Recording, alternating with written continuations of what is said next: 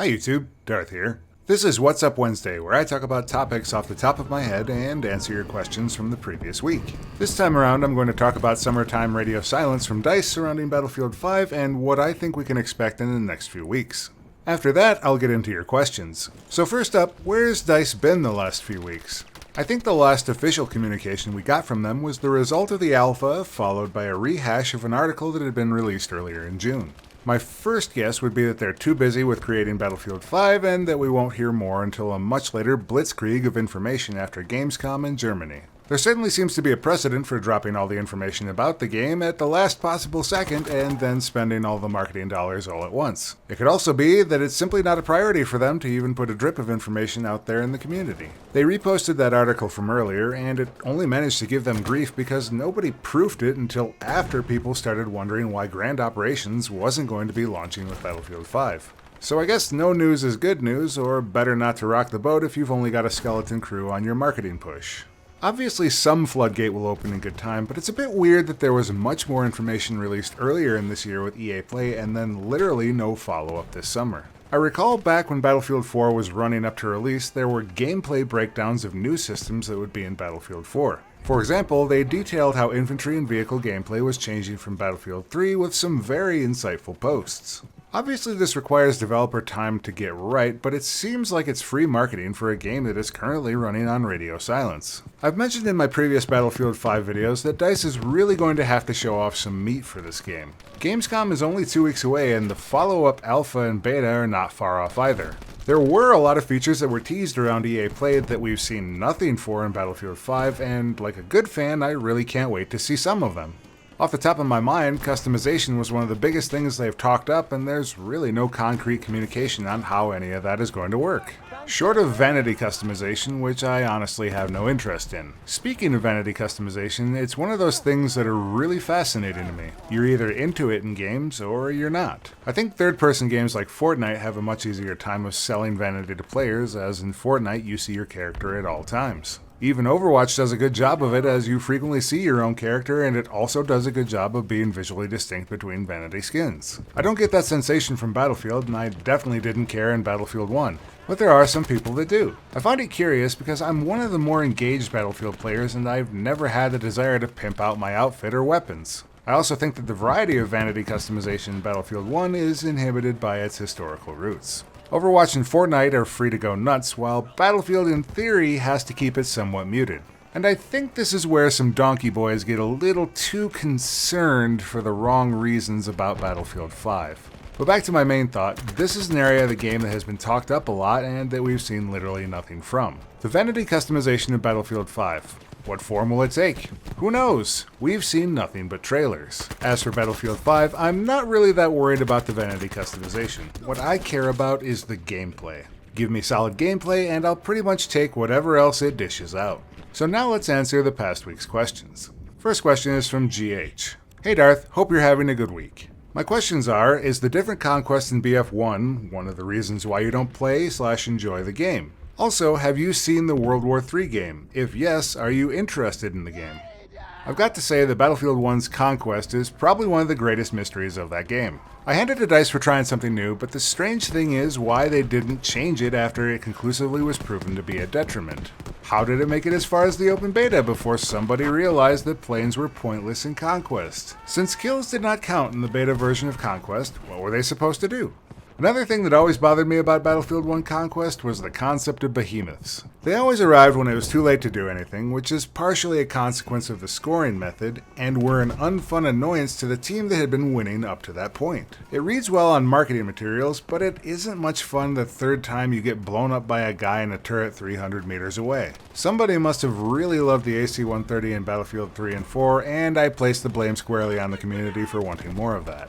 So Battlefield 1's Conquest was extremely experimental. I'm guessing they went with the scoring approach they did so that rounds would feel closer, which had been a common complaint of Conquest up to that point. While numerically they were more likely to end with fewer numbers between the opposing teams, but the biggest Achilles heel was the fact the game didn't really much matter past the halfway point. The score differential was so slow to play out that capturing the majority or even all but one flag has a very limited effect. This got exacerbated by the half measure they made to introduce kills when the game launched.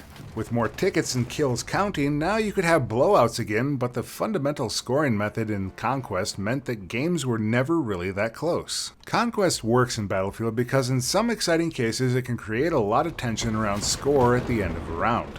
Now it is true that many rounds of Classic Conquest end in extreme score differentials. Teams are just better or worse, and that happens.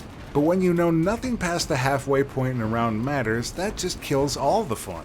Since I'm mostly a Conquest player, my early enthusiasm for Battlefield 1 died pretty quickly. Again, I still have no idea why they didn't kill their experiment and take the game back to Classic Conquest scoring. If you know why, be sure to leave a comment below to explain it to me.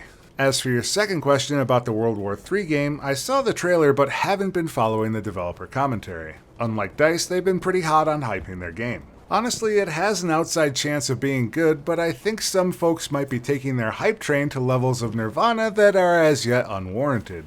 It has a release window that is this fall, so if Battlefield 5 ends up being a disappointment, I might give it a whirl. I might give it a whirl anyways if it lives up to its hype.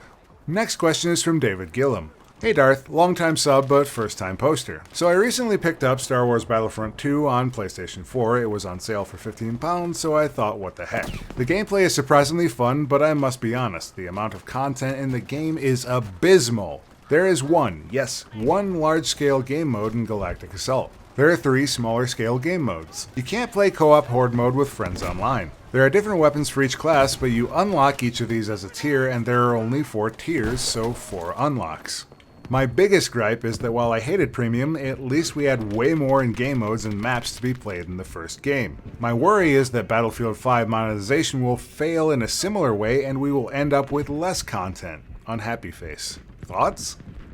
I played about 15 minutes of Star Wars Battlefront 2 beta and figured I was done with it. I remember peeking at the loot box system and thinking, if my progression is really tied this closely with monetization, why is this game not free to play? Man, I bet people are going to be really angry about this later. Well, guess what happened? People got angry.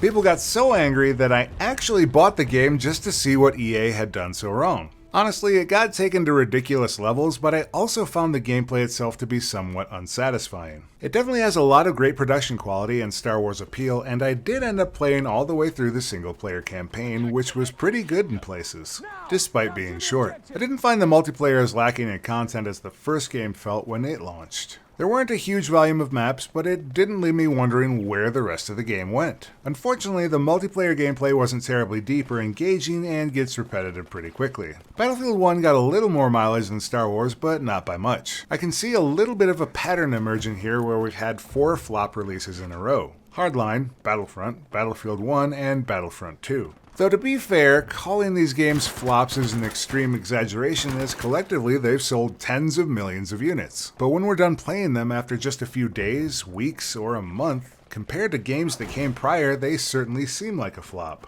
I don't know exactly what the problem here is, as it doesn't seem to be the same problem every time. Hardline had a theming misfire, Battlefront didn't have enough content, Battlefield 1 didn't have staying power, and Battlefront 2 had enough content but wasn't much more than a brutal progression system. I feel like we're due here for a hit that has staying power beyond the initial teething period, and I'm really hopeful that Battlefield 5 will be that game. But like you said, we don't know much other than it won't be loot boxes and it will just be cosmetics.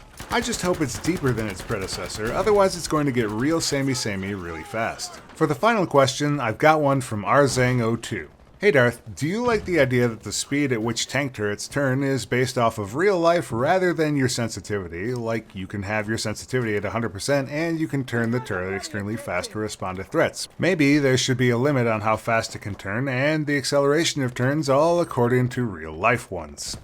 I seem to recall that Battlefield 4 shipped with an entirely different turret turning speed mechanic, which I believe was simply inherited from Battlefield 3 and maybe earlier titles. If I'm remembering right, it limited how fast you could turn to around or slightly beyond the bounds of reality. I believe what we have in Battlefield 4 and beyond is more closely related to sensitivity. This is the game just accepting the realities of input and letting the experience feel good for the control input instead of forcing something that feels awkward. In the same way, I can make my soldier spin at relativistic speeds without having him fall over dizzy or pass out. It just makes the experience feel better even if it isn't authentic, which I'm generally okay with in games as it's a typically accepted practice in the genre, at least for soldier turning. The problem with forcing turrets to turn at a real speed is pretty apparent with the mouse, less so with the controller. You end up having to pick up your mouse and move it several times to complete a single motion with a turret. The same problem will crop up in planes if you've not yet bound a keyboard key to pitching up or down. It's an awkward motion and doesn't feel great. The slower the vehicle turret, the more apparent this problem. Now, I'd love for turrets to be restricted to realistic movement, but the reality is that PC input probably doesn't support this in a way that feels great to play. Not without having the turret lag behind your actual input, which debatably feels not great. World of Tanks seems to have an interesting hybrid approach where your view is not restricted to your turret direction and the turret can move to match your view after you find a target. I actually think this might be neat to see something like this in Battlefield, as it would potentially let infantry feel a little bit safer if a tank isn't pointing directly at them. But I can't say it would feel better for the tanker than what we presently have. Also, it would be a slight departure from the arcade feel of vehicles in Battlefield, so probably a no-go on turrets matching reality. But that's it for this episode of What's Up Wednesday. If you've got questions for my next episode, drop them in the comments below. I'll typically pick 3 for the next week's episode. As always, thanks for watching, and I'll see you next time, YouTube.